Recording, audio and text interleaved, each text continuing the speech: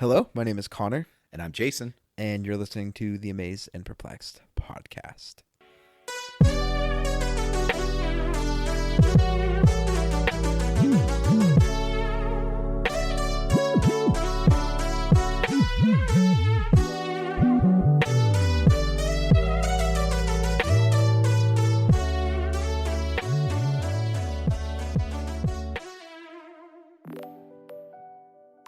Today we're going to be continuing on in John chapter 4.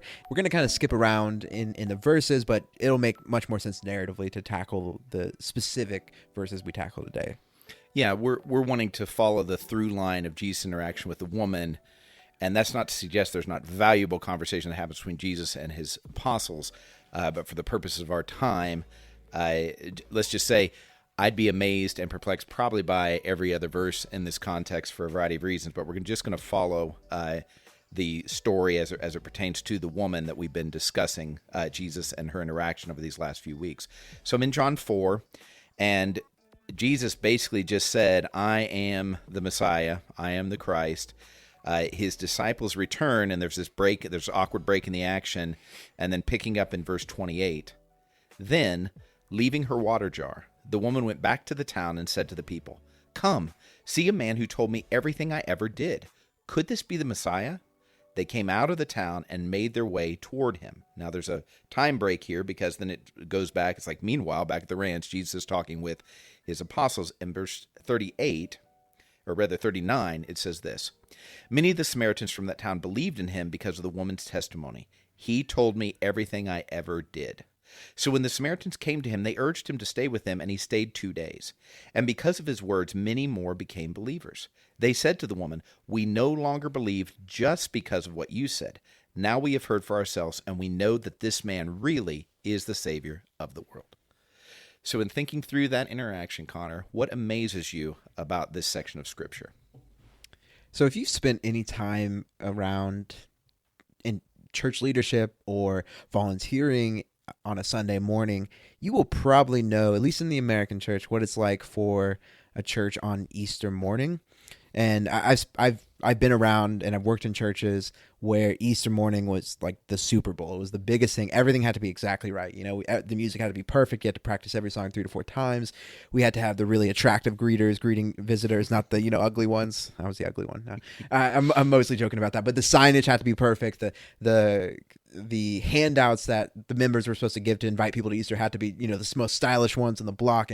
And the pastor would be wearing a suit for the first time all year. And it was like, just everything is like, we have to get it exactly right because it's our one chance to reach these people who come on one Sunday a year to church.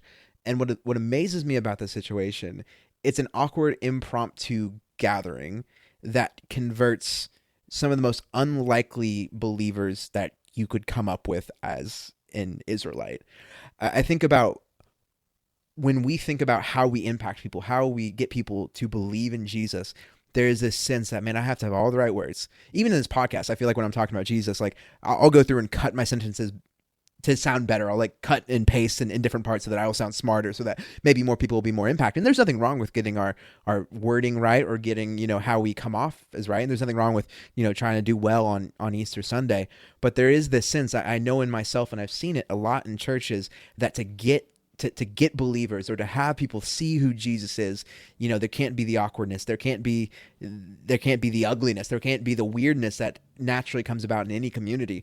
And this is such an awkward and weird and it's a situation that you would absolutely not plan it the way it goes. And the fact that there are so many people come to believe Jesus in this awkwardness it's amazing to me. The way that really resonates with me, I feel afraid to say this. I'm saying this with trepidation because I know there are people that are incredibly detail-oriented, that are involved in, the planning of services, and obviously Easter in many, denominations is like the pinnacle of that experience in terms of the being precise, and being, this is going to set up this mood and this mood. The thought there is context is so important. You got to set the setting and create the environment and do the culture. This situation is not unique that we find Jesus with her, but it is really glaring. Exactly what you're saying is Jesus is saying, let me pick the worst context ever. Like Jesus, this is the thing that's lost on most Christians. Jesus never worked in a Sunday morning setting. Like there's no record of him being around just believers just Christ believers on a Sunday morning, and they have a certain set of songs and a certain prayer, and only the right people are sharing that way. You never find that should just slap us in the face, because I think we're raised to think Jesus was in church every Sunday. And breaking news, Jesus was never in church on a Sunday. Yeah. And I know you're like, well, he was Jewish, he was Sabbath. And I'm saying we don't even have good record of him showing up and being a participant in a synagogue worship. Every time we have him showing up, he takes over. Yeah. Can you imagine somebody showing up at your church and just taking over? Would you be like, oh, this is exactly what we planned? Even the contexts that are planned, he messes up. He messes up every context. Mm-hmm. I would say almost every interaction with Jesus from our Christian eyes would look awkward, and it would look so, honestly, I think we might call it ungodly. You know, I never thought about this before, but like I think about when the Pharisees put the woman caught in adultery before Jesus. We talked about in that podcast how that was at the end of a festival, and how oftentimes at the end of Jesus' life, they're constantly trying to use their religious ceremonies, the context in which they thrive in, to capture Jesus or to put him in a box to stop him. And it's so funny because Jesus continually, when the religious elite of the day try to use their ceremony to box Jesus in, there's almost like a specialness to like, no, you're not going to box me in this way. Mm-hmm.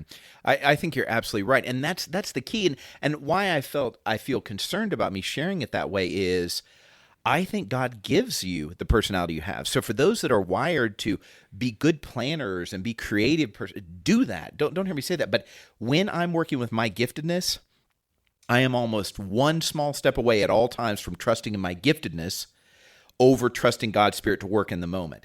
And when I trust in my giftedness, whatever that giftedness is, I will have a plan that's based on my giftedness and not on God's intervention. And this is the rub, because it gets so mixed up. So like, well, you're anti-church service, or you're anti-giftedness. And I'm like, not at all. What I'm saying, though, is I think it needs to speak to me that I always think. Tim did a lesson. Tim Rush, my co-preacher at Memorial, did a lesson, and he was like, look, if you come into this church, and I thought this was just an amazing statement, if you come into our church service at Memorial Drive Church of Christ and you don't find life, that's partly my fault. Matter of fact, he didn't say, he goes, it's my fault, because I try to put up this scaffolding to try to create life on my own.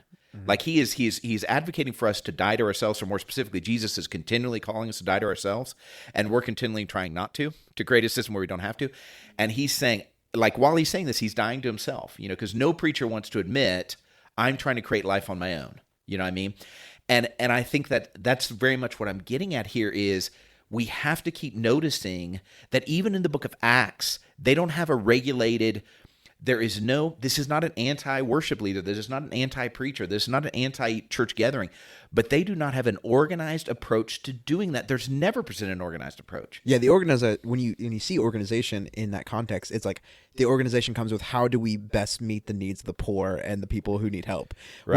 What I think is really, really eye-opening for me, what I think is a really important distinction for me to make is like you said, we're not saying organization is of the devil, although my 15-year-old self would probably say that, and in my honest states, I might feel that way about myself. But what I think is really important is, for me, I can go so far to the other end and try to go about my life getting by on my creativity, on my ability to improvise, on my ability to do these things. And what we see in the book of Acts and what we see in Jesus' life is he's not trying to organize the perfect context, but he's also not just like, let's just try something here, try something there. He's living with the Spirit. He's having the Spirit inform every single decision he makes. And so when we think about, there's nothing wrong with providing all the right context, and there's nothing wrong with improvising, but whether we're organizing to the nth degree, or we're just letting it seeing what happens, it has to be led by the Spirit. Man, you just pinned me to the wall. You didn't know that, but I pride myself on spontaneity. I pride myself on when something unexpected. Here's a little insight into my arrogance. Sean Kendall, one time, he's a doctor that works at our church, and he was teaching a class. He doesn't work as a doctor at our church, for the record, but he's an emergency room doctor. He's teaching a class on Sunday morning. Somebody passes out, and they need to call an ambulance, but they come into class, And actually, they come to me and they're like, where's Dr. Kendall? And I'm like, oh, I'll find him. And he's up front. I go up and say, hey, man, you need to go out. Well, they need a teacher. So he hands me his notes. I look at it literally for 30 seconds, and I teach the whole class. And people were coming up afterwards like, how did you do that? That was amazing. Did you study? And I was like, no, I'm humble. But I'm telling you, I love that. I love when it's people ask me some, out of left field question, and I'm like, yeah, let's do this. I can worship that impulsive, that let's give it a good name, that responding to emergency, and that kind of thing. I can do that so well, and I can be just as off as the person that over organizes or trusts an organization. I can you trust just in as my militant, spontaneity. Yes, exactly. As much fundamentalist as that. Exactly. I become the legalist on spontaneity and the legalist on let's do it unplanned. We're not worshiping organization or lack of organization. The key here is just recognizing Jesus walked with the Spirit, and the Spirit didn't lead him. Let's say it this way: was never dependent on.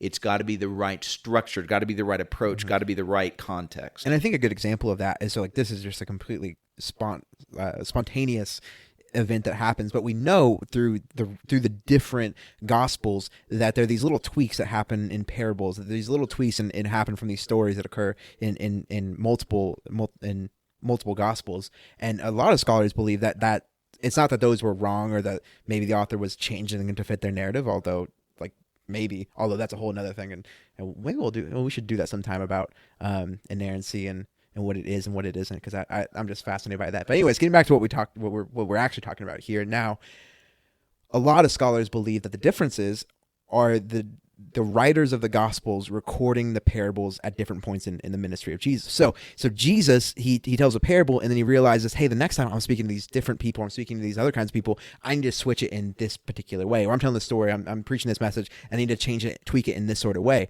And so Jesus can have the forethought to plan, to act differently. He can organize it in a different way. And we see both examples. And I think it's really important as two people who love spontaneity and love improvising, that we're not saying that there's not a secret thing in here, like, well, listen, everything is valuable, but like wink, wink, nudge, nudge, improvising is better here. We see both in the life of Jesus. That's good.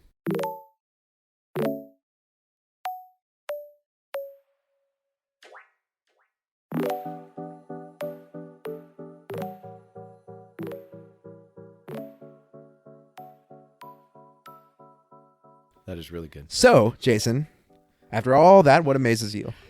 Yeah, it's and this is kind of low-hanging fruit, but I still am amazed by it, is the idea that Jesus took the pariah, at least we see it that way, and I think we have a good biblical case, this woman that's been married 5 times and not married and coming out here in the middle of the day, and you get the sense she's an outcast. He uses this pariah, and it's amazing about him and it's amazing about her, but to reach to people that would have had the same response, like, remember her response to Jesus initially is, why are you talking to me? Mm-hmm. And she, as this person that's the outcast, as the unwanted one, as the unaccepted one, becomes this missionary. And I mean, this is not conjecture. They say, we first believed because of what you said.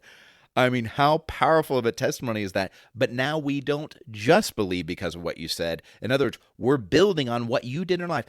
Lady that we didn't like, that we judged, you changed our lives. And then when we came face to face with Jesus, then it really changed our lives. You know what I mean? And that's not condescension. That's not demeaning her efforts with them.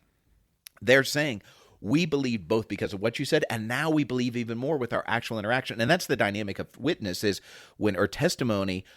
When I share with you, I'm like, hey, here's what Jesus did in me. You're like, I'm going to borrow your faith for a little bit. If you're ready to receive that, I'm going to borrow your faith. But then I need to keep introducing you to Jesus so you can have your own experience, because my experience will get you a very limited. But the fact that Jesus worked through someone and that she was so transformed to have the courage to overcome all of that judgment against her, that's mind-blowing to me. It is. I have a question. I'm not going to say this is somebody who changes their minds often or makes big life changes all the time. I'm very stuck in my ways. I'm very stubborn.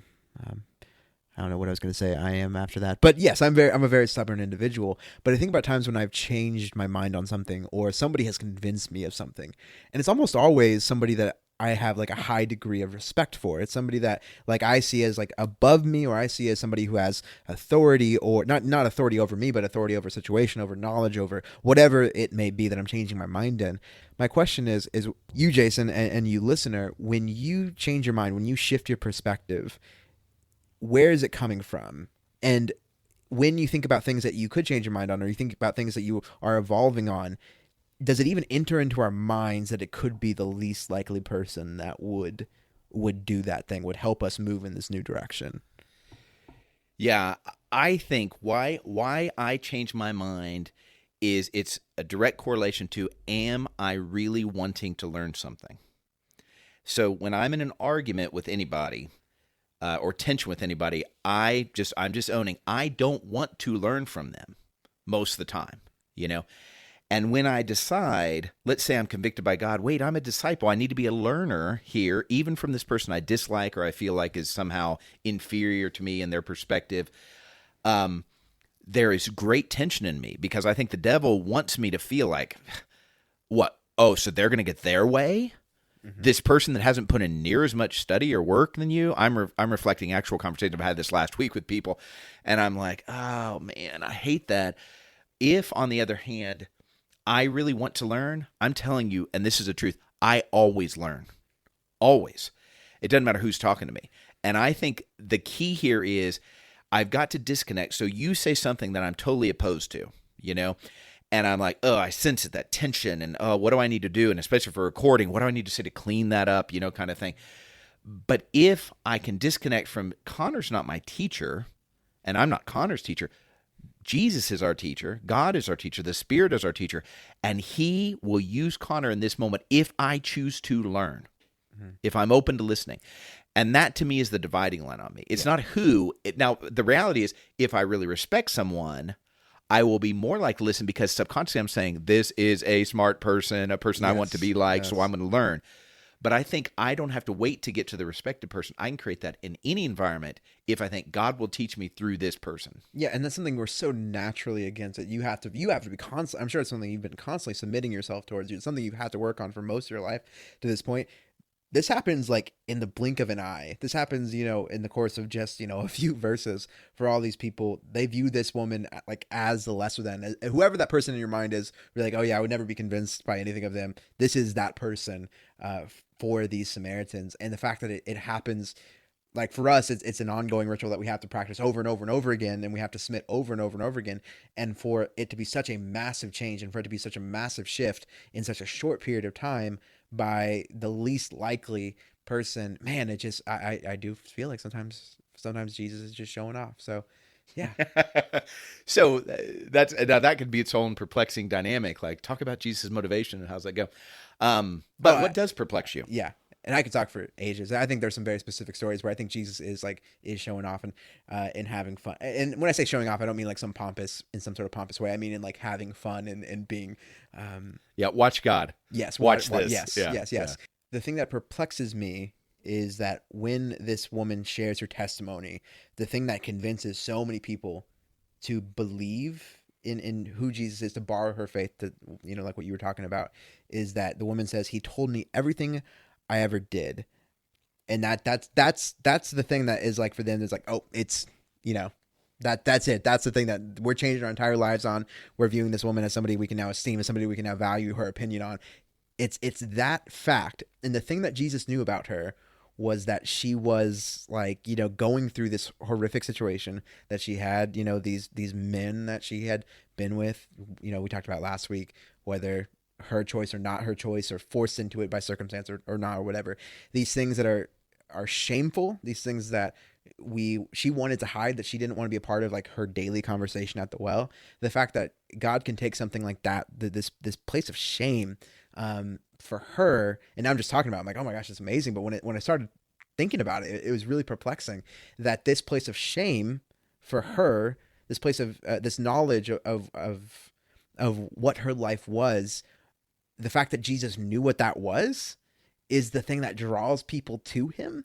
And that piece of just the shame piece of it being the thing that draws these people in, man, I can't even begin to wrap my mind around that that ability of Jesus to attract in that sort of way. I'm just so I would just love so much to be able to be in their headspace and just to pick their brain for what that was like. And man, I don't know.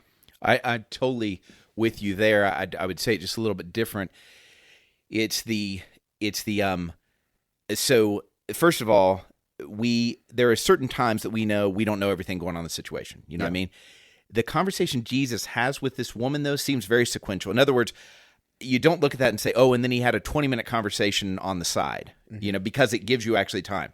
The disciples leave, they're talking, the disciples show up, she leaves, so you get, this is what was said.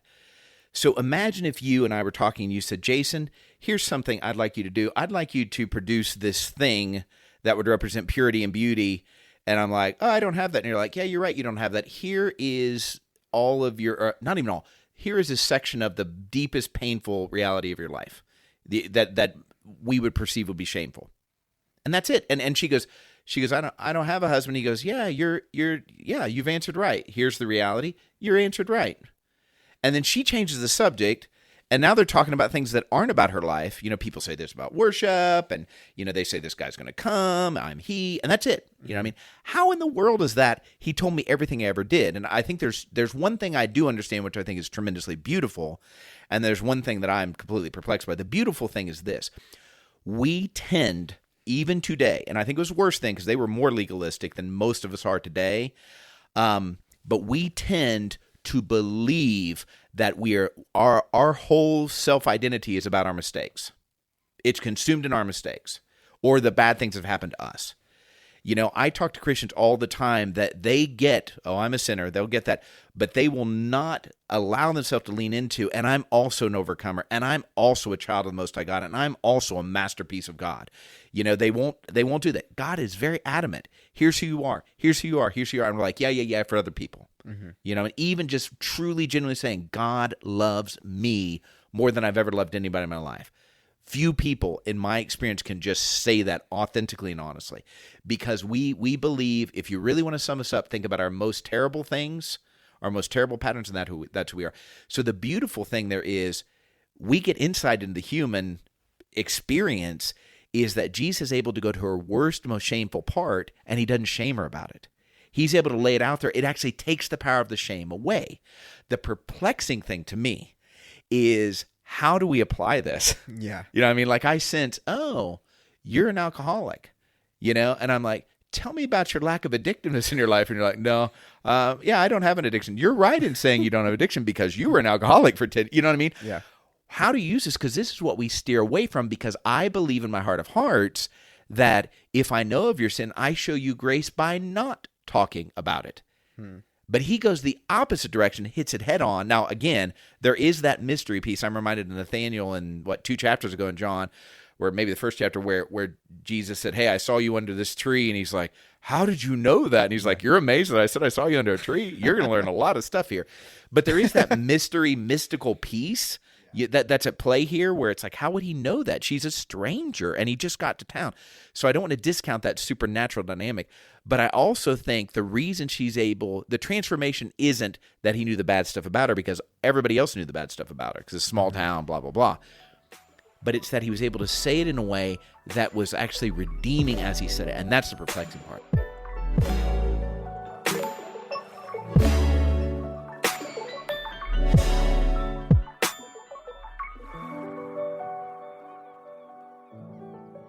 Yeah. How in the world? Yeah, no, okay, thinking practically, and I'm not saying this is a one-to-one situation we transplant onto every conversation we have to somebody about their sin or about somebody who doesn't believe in Jesus, but I think this is a good marker of like you said, the human experience. The thing they talk about this woman's past, they talk about her deepest, darkest, most horrific parts of her history and what she's experienced up to this point. And they also talk about theological issues. They talk about the things that would have been held as the most prominent theological issues for them at the time. And Jesus talks her through them. Jesus talks through the theological issues. The thing that impacts her and the thing that impacts her people is not the theological issue, but it's the conversation they have around her past and her history and the personal things that she has been through. And there definitely is something there for us, I think, that we can take away practically, that theological issues are very important, and I can talk about them for endless amounts of time. But when we talk about actual people, when we talk about hurting people that have been through a lot, who have been through hell, the things that like theological issues may matter to them. It may be important. It may be like we can have that conversation, but the things that matter to them deeply, those are the conversations that's where we make the biggest impact, I think. I think you're absolutely right. The adage, people don't care what you know until they know you care. I think that is really, really important. And to notice about Jesus, Jesus could have defeated any argument. And most of the time, it's like right there. It's like a slow pitch softball to Jesus. It's like, hey, Jesus, here's a biblical concept. And he's like, watch this. Pow. You know what I mean? He rarely goes down that road. He almost always turns it back to a conviction. I'm reminded if they say, Jesus, where'd you get your power? And he's like, hey, or what they ask him, I can't remember, but his retort was, I'll answer your question if you can tell me where John's power came from. It's like, oh, did it come from men? And they're like, we can't answer you. And he's like, then I'm not going to answer you again. Now, I know we glamorize that like, oh, I want to shut down people like that. You know what I mean? Notice Jesus did this a grand total of one time. I hate it when people say, I've got a whole theology around this one interaction that the Spirit led Jesus into that was unique. And then we're like, this is how Christians should be all the time. And that is really, I don't want to be too accusing, but that is not honest, an honest look at Jesus. Yes. But this idea that why was he doing that? Because he wanted these Pharisees to struggle with where did his power? He wanted them to be honest. He's trying to get to them in any way they can. Now, they have free will to push back. But it's like we covered with the rich young ruler. Jesus doesn't ask him to sell everything so Jesus can check off the list of, well, I said the right thing to him. He asked him to sell everything because he wants him to convict him how much he needs a Savior. This guy is still saved by his own works. Mm-hmm. And Jesus leads him right along the path. Well, obey the commands. Well, I have. I've done all that. Okay, one thing you lack. If this guy would have gone and sold everything by his own power, he still would have been just as lost. Jesus needed this rich young ruler to come to terms with the fact that he needed a Savior. That's what he's trying to get the Pharisees to see. That's what he's wanting to get this woman to see. Yeah, and I think this is so important when we think about the work of the church and what we do as people of Jesus. Like I said before, it's not to say theological conversations are not important, but I imagine for this woman, like obviously this is something that pops through her mind very quickly when she has an interaction with a Jew, these theological issues. And I think about how so much of the time she probably thought like what her biggest issue with a Jew would be, or the biggest thing that would come up would be these issues. When she thought about like, man, how does God see me, or how does God view me? So many people at the time when we think about how does God think of me, or how does God view me, we either think about it from the prism of all the worst things we've ever done, or we think about, do we have the right theology? And what I love about this interaction is it's Jesus saying, listen, what God thinks about you is not based on the worst of you, or based on the worst of what's happened to you, and it's not based on how correct the detailed minutia of your theology is. It's based on me. And this is something that when you really begin to dig into the person of Jesus and his story, you just see it over and over and over again in every interaction of him. Like you said, it just pops up all over the place. And when we try, we could go on for ages about that. It is exactly true. And here's the thing, I can't say this enough. Jesus didn't live his life so we could say, woo, he was sin-free. I'll never be sin-free. That's not what he's living his life for. He's living his life. I'm talking about the way he lived. Obviously, he came to ransom himself, to die for our sins and to be a servant, these kind of things. But in terms of modeling how to live, because we get fixated on, oh, we can't do miracles. We can't do that. That's Jesus, you know what I mean? The miracles were incidental. The operative thing was he trusted God with everything, and we can move in that direction. And I'll just throw this out there. I think we are very presumptuous and arrogant to say, if I trusted God all the time, he would never do some miraculous thing around me. I think that's arrogance. How dare us say, well, God could never do miracles today like he did then. I mean, you don't know that, and you're not God. And there's not a magic verse in Scripture that says, and then God turned off the valve of his supernatural dynamic, okay? I'm not denying he changes his methodology, because he changes his methodology literally in every situation. But this idea of thinking, well, if I can't be supernatural, I can never be like Jesus. I'm saying you've got the cart way before the horse. Yeah, here. There's no in this passage. There's no part where the Samaritans go, "Oh, Jesus, teach me your fortune telling powers. Teach me your psychic abilities to know all about our life." There's nothing about that of like, okay, well now this thing converted us. This testimony converted us about this specific thing, about this specific ability of Jesus. So Jesus, like that become like the thing for so many people, because like for us, this isn't for most of us how we get saved or how we become a believer of Jesus. This doesn't speak to us in the same sort of way, but it'd be so easy for these Samaritans to be like, for that to become their God, for the worship of doing this specific kind of miracle to become their God. And I think secretly we do it the same sort of thing, right? Anytime anybody gets saved, it's a miracle and it's beautiful and it's amazing. And so we worship the way that we got saved. We worship the way we saw a lot of people get saved. And when we worship the way as opposed to rejoicing in the act and the result of it, then we begin to lose sight of the result. We begin to lose sight of the act. And I think this is why Jesus is so hard to pin down. This is why it's impossible to pin him down in methodology, is because if we could do that, if we could pin down on, well, Jesus improvised 63% of the time and he planned this percent, like, then the mystery would be gone, and ultimately it would become about how do we work our way towards God as opposed to God coming and residing with us. That's exactly right. And just to keep putting in our head, we long for independence, and God's leading us into dependence. And Jesus was 100% dependent on God. He says, and we're not making this up. He's like, I don't do anything unless God tells me. I don't do anything unless the Spirit tells me. And yet we're like, look how smart he was. And he's like, he doesn't make a case for his intelligence or his sin-freeness or his power. He makes the case over and over again for, I trust in God. God leads me to the things I do. I am just a man. And you say, what? He was God. Well, it says in Philippians 2, he emptied himself of equality with God. So yes, he is God in human form, God that has emptied himself of his godness, meaning all of his godlikeness shows up because he trusts in God to work through him. And I think that is, man, if we could get our head around that, then we could start to see, I'm just like him.